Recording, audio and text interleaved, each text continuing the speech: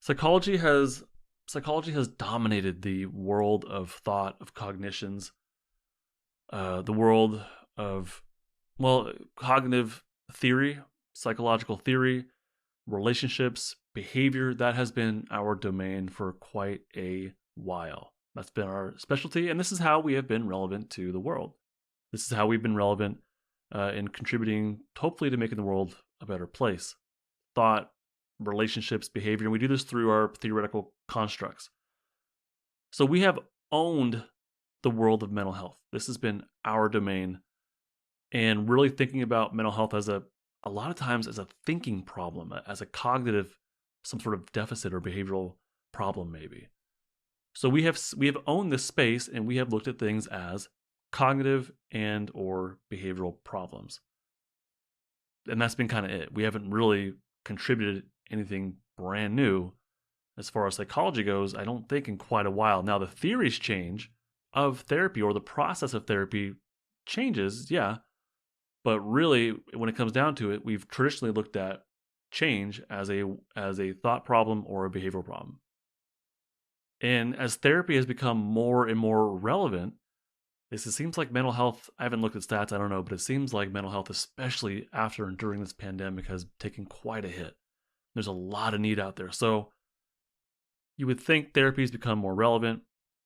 I think therapy's become more relevant as mental health seems to be declining, at least to me. And I don't have any stats to back that up, just outside looking in. There's also a higher awareness of mental health issues. People are encouraging others to go to seek mental health help. So there's a big need for services to help people change, but not for therapy. That might seem to contradict itself, but it doesn't. There's a need for support, yeah. There's a need for mental health help, absolutely. There's a need for people to make change in their life, 100%, absolutely. So you would think, well, therefore therapy, but no, they need change. They don't necessarily need therapy. And the internet, all this is happening along with the advent of the internet, which has drastically changed everything, right? The internet has made it very easy for other people to say, hey, I can help in my own way. I can do this. And so there's plenty of other people who are doing something similar to therapy that don't call themselves therapists. They provide a similar service, and they're willing to do, they're willing to go beyond cognitions and behavior and incorporate whatever the hell they can in order to prove themselves to establish their own thing. You've probably heard of coaches of all kinds, right? Relationship coaches, business coaches, coaches that specialize in trauma. There's all kinds of coaches out there, and they're willing to do cognitions. They're willing to look at the body aspects of things. They're willing to look at psychological theory and just incorporate whatever they can in order to make an impact in people's lives. They don't need our theories. They don't need to look at things as a psychological construct. Like, they don't need to look at parts of a body like as if there's some sort of parts within us that are communicating with each other, like a protective part and a child part. They don't need to do that. Psychology has generally claimed those things and saying, hey, this is what we're bringing. Here's how we view a human being and our psychology, and this is how change happens. That's what psychology does, but coaches and other helpers don't need to do that. They can, but they can also incorporate somatic pieces of change, gut health. They can look at generational trauma. They can take a look at personal responsibility. They can highlight any of these areas, incorporate them all. And they don't have to really worry about all those psychological theory things that in my opinion, spend way too much time on. But even things like Libby mentioned here, ACT and CBT, there's an ACT coaching component out there. It already exists. You don't have to be a therapist in order to implement ACT. CBT has coaching structures or coaching aspects already. And what I mentioned before about child parts and protective parts and stuff, internal family systems, they have their own coaching apparatus as well.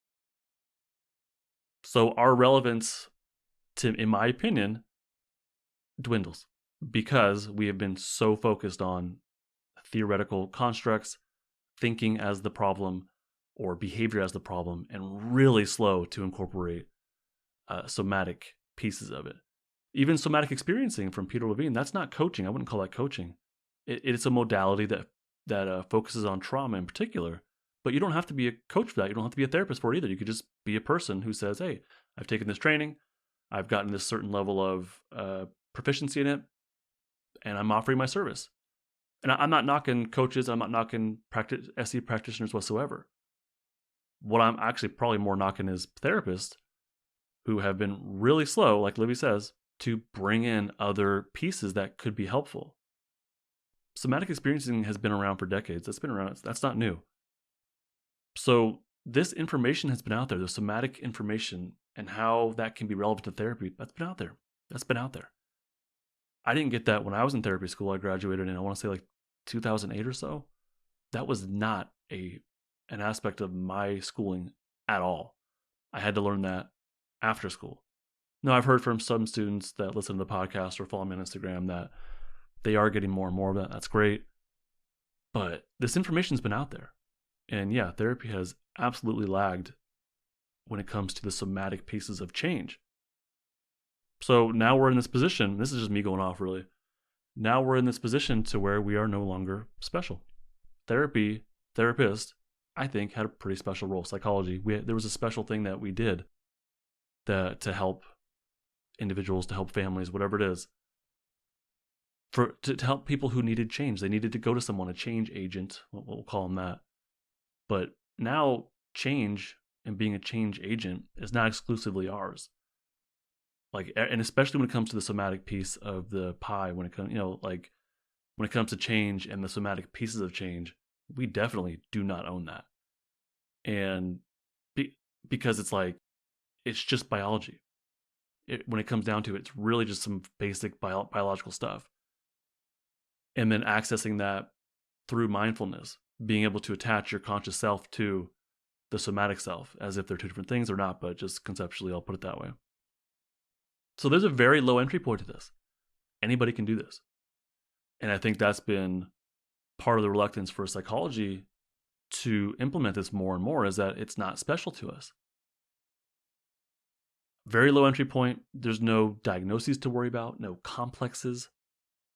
There's no theoretical constructs that you really need to worry about. It's not necessary. When it comes to the somatic pieces of change, there's really no prescribed norms of behavior. And I think that's something that psychology has really stumbled upon, was saying, hey, we know what is the norm of behavior and we know what is not the norm of behavior. But when it comes to somatic pieces of who we are, there's no normal or abnormal, I wouldn't say.